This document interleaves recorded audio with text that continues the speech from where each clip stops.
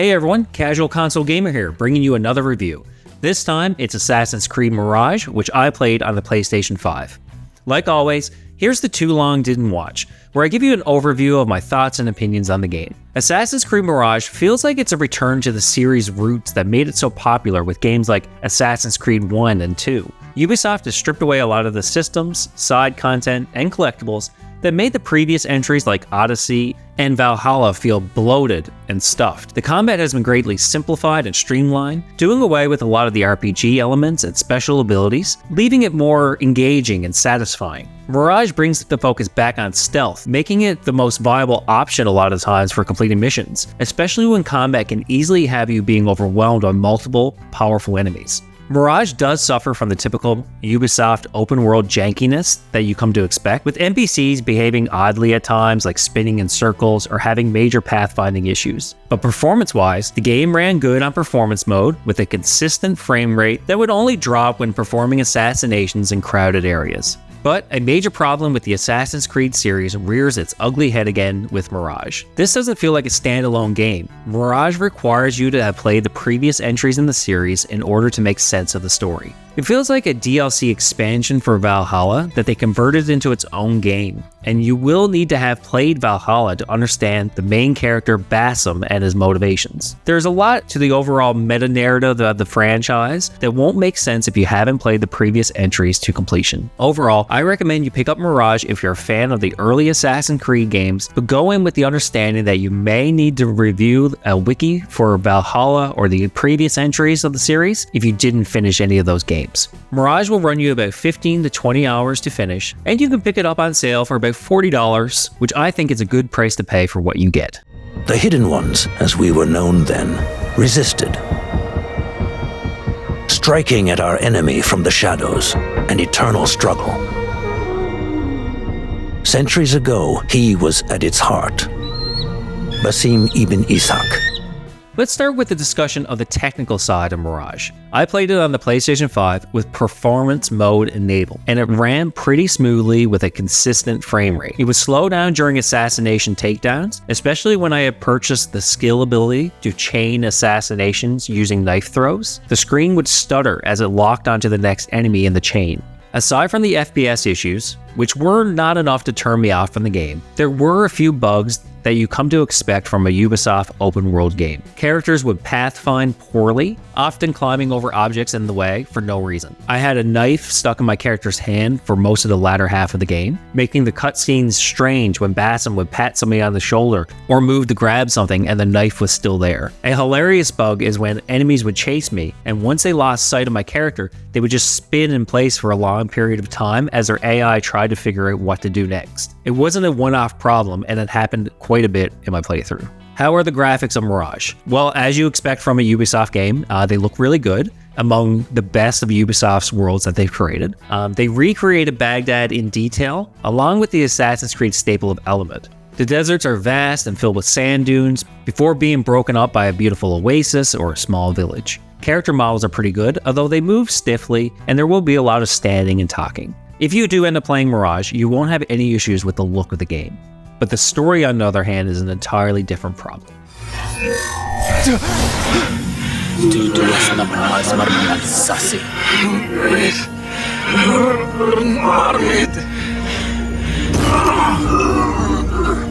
Give me that! No!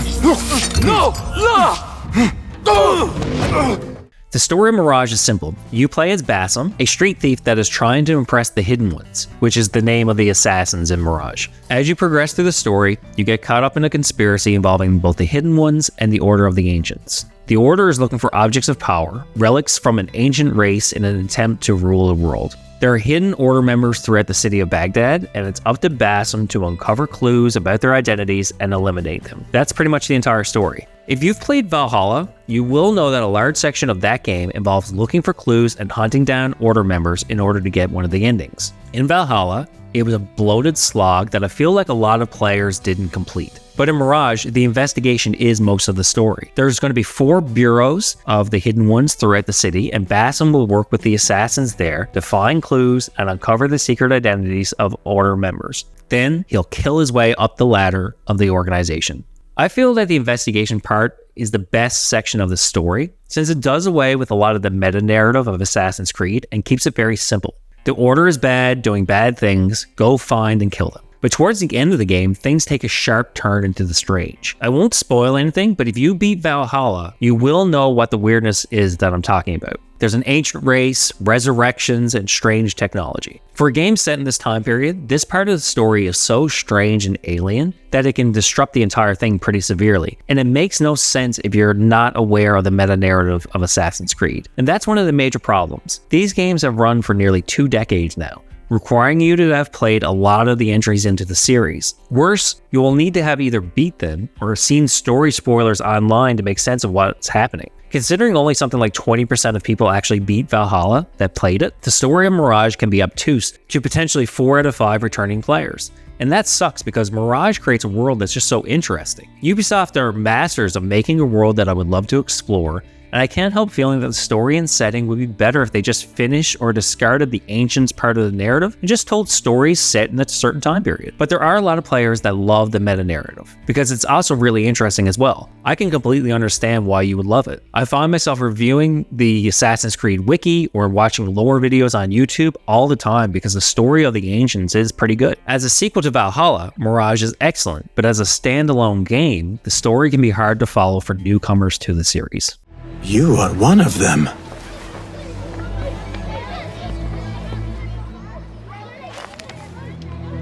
There.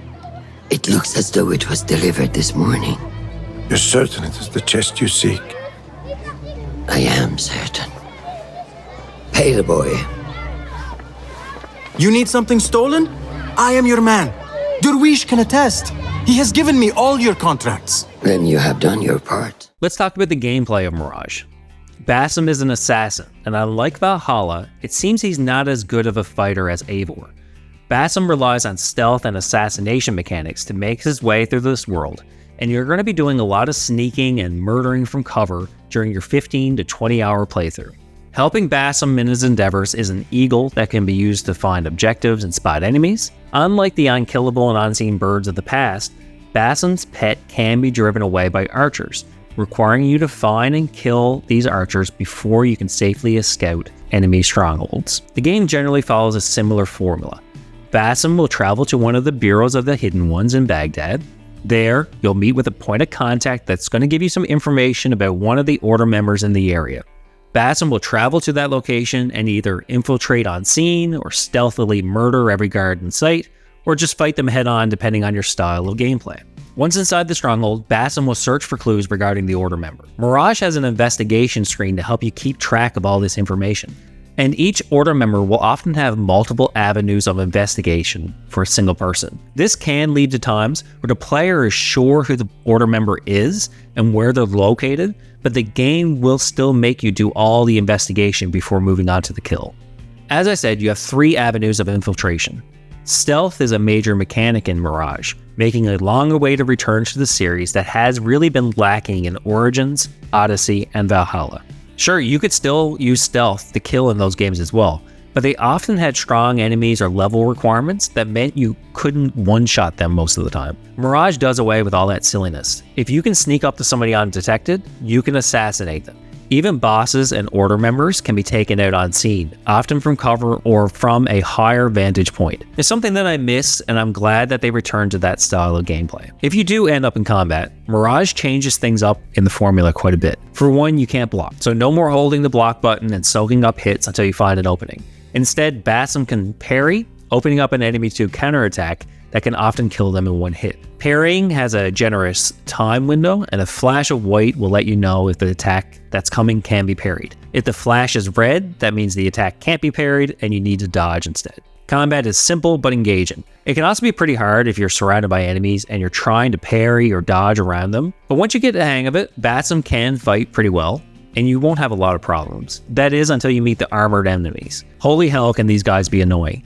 They have armor in the front, meaning Basim will either circle around them and hit them from the rear for damage. Often you're only going to get a single smack or two in before they turn and attack you. Most of their attacks are unparryable, but some can be parried, requiring you to dodge and pay attention quite a bit. The dodge, unfortunately, has a stamina meter, and Basim will get winded pretty quick, meaning he's going to slow down and you're going to be unable to dodge that attack that you need him to, and he's going to take a hit. To heal you, Basim can use elixirs to recover, and upgrades during your playthrough will allow you to carry multiple elixirs at a time. But Basim is a bit of a glass cannon, meaning that even if you are skilled at combat, the game makes it feel like if you're getting into a fight, you might have done something wrong. Stealth is just obviously the preferred way of approaching every encounter, and if you do find yourself getting into a fight, Basim has a variety of tools to either help him out or get him out of combat. He doesn't have a bow and arrow, instead he has throwing knives he can hurl at his opponents, traps he can set on the ground beforehand, and smoke bombs. Each of the tools have limited ammo, and they can be unlocked through the bureaus as you progress through the game, upgraded through the use of components and materials you find out in the world. Which leads me into the RPG elements of Mirage. Basim has skill points to unlock various new skills, although none of them are on the level of, say,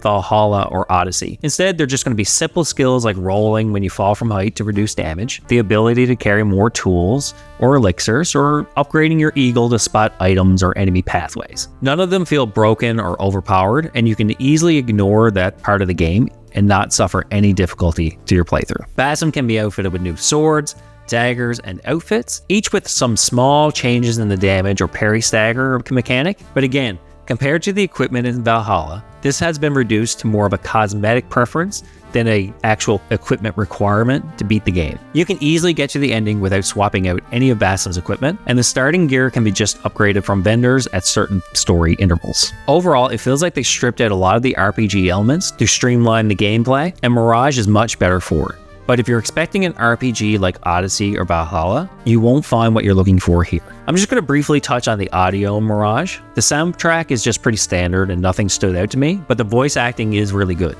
For a game that's carried by its characters, Mirage has the high quality voices that I come to expect from Ubisoft. Which brings me to my conclusion to the review. Mirage is pretty good if you want to return to the early entries of the Assassin's Creed franchise. Although it does have its story problems, along with a feeling that this was a standalone expansion to Valhalla, I enjoyed the 15 hours I spent beating Mirage. The streamlined gameplay and removal of the bloat that had entered into the series was appreciated, and I think that if you check out Mirage, you're going to have a good time.